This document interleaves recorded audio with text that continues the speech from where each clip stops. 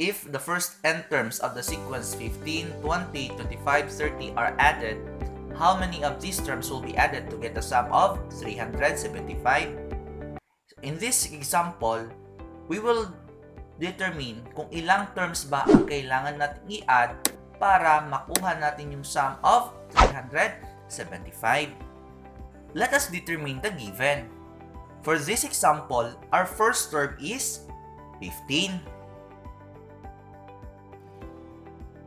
And our common difference is 5. Paano natin nakuha ang 5? We simply subtract 15 from 20. So that is 20 minus 15 is equal to 5. And the sum is equal to 375. At ang unknown natin ay ang number of terms, which is n. Since the last term is not given, we will use this formula. Then, let us substitute the value.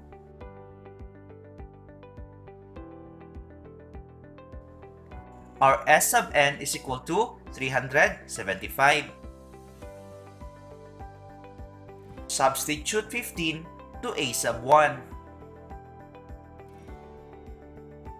Then, substitute 5 to D.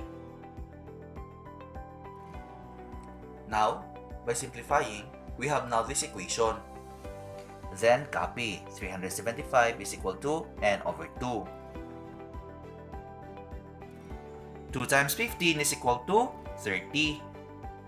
Gamit ang distributive property ay pwede nating mamultiply ito. So 5 times n is equal to 5n. And 5 times negative 1 is equal to negative 5. Then copy 375 is equal to n over 2. Then let us simplify. 30 minus 5 is equal to 25.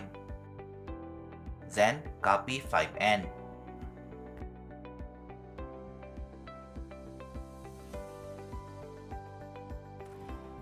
Nakuha natin ang 750 by multiplying 375 by 2. So 375 times 2 is equal to 750. And we just copy n times the quantity of 5n plus 25. By distributive property, ay pwede natin itong mamultiply. So n times 5n is equal to 5n squared. n times 25 is equal to 25n. Then subtract both sides by 750. So we have 0 is equal to 5n squared plus 25n minus 750. Divide both sides by 5. 0 is equal to n squared plus 5n minus 150. Paano natin ito nakuha?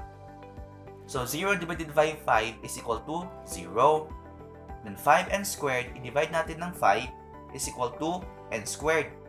Kasi ang 5 divided by 5 is equal to 1. Then, 25n divided by 5 is equal to 5n.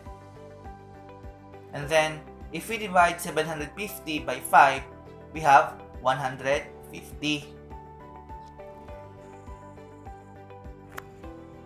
By factoring, we have n minus 10 times the quantity of n plus 15.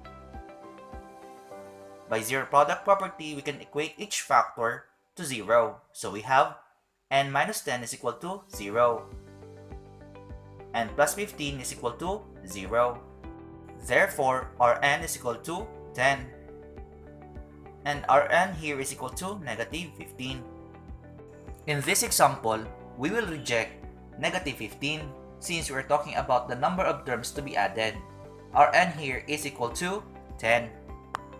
Therefore, the number of terms to be added to get a sum of 375 is 10. Find the sum of the integers between 1 and 100 and are divisible by 6. Now, let us determine the first term. Ang first term natin rito, ito yung least integer between 1 and 100 na divisible by 6. So in this case, ang least integer natin between 1 and 100 na divisible by 6 is 6. At ano naman ang ating last term? Ang last term, ito yung greatest integer. between 1 and 100 na divisible by 6. So what is the greatest integer between 1 and 100 and divisible by 6? That is 96. Therefore, our a sub n is 96. And the common difference for this one is 6. Our n is unknown and also the s sub n. The first step is we're going to solve for n. We will use the formula a sub n is equal to a sub 1 plus the quantity of n minus 1 times d. Substitute 96 to a sub n. Substitute 6 to a sub 1. Substitute 6 to d. Gamit ang distributive property ay pwede na natin ito mamultiply. So we have 6 times n is equal to 6n. 6 times negative 1 is equal to negative 6. 6 minus 6 is equal to 0. So we have 96 is equal to 6n. Divide both sides by 6. 96 divided by 6 is equal to 16. 6n divided by 6 is equal to n. Our next step is to solve for s sub n. Base sa given, mayroon tayong first term at saka last term. So we will use this formula. Now, let us substitute the value of n, which is equal to 16. Our a sub 1 is equal to 6. Our a sub n is equal to 96. 6 plus 96 is equal to 102. Multiply 16 by 102, so we have 1,632 over 2. 1,632 divided by 2 is equal to 816. Therefore, the sum of the integers between 1 and 100 and are divisible by 6 is 816.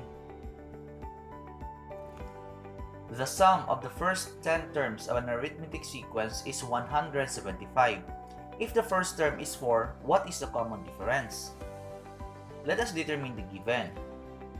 Our a sub 1 here, or the first term, is equal to 4. Since we're going to find the sum of the first 10 terms, therefore, our n is equal to 10.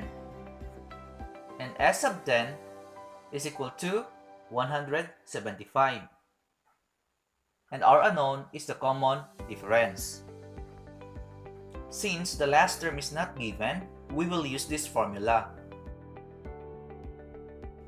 By substitution, we can substitute 175 to s sub n. Substitute 10 to n.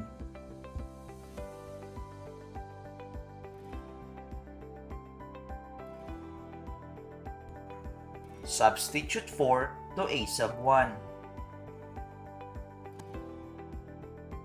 2 times 4 is equal to 8.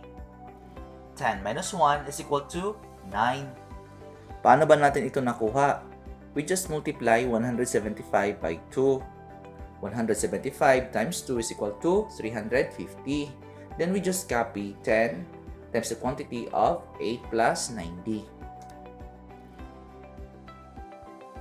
Gamit ang distributive property, we can multiply. 10 times 8 is equal to 80. 10 times 90 is equal to 90d. Subtract both sides by 80. 80 minus 80 is equal to 0.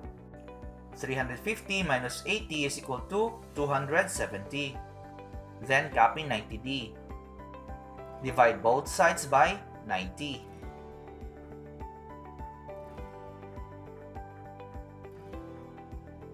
(270) divided by 90 is equal to 3. 90d divided by 90 is equal to d. Therefore, our common difference, or d, is equal to 3.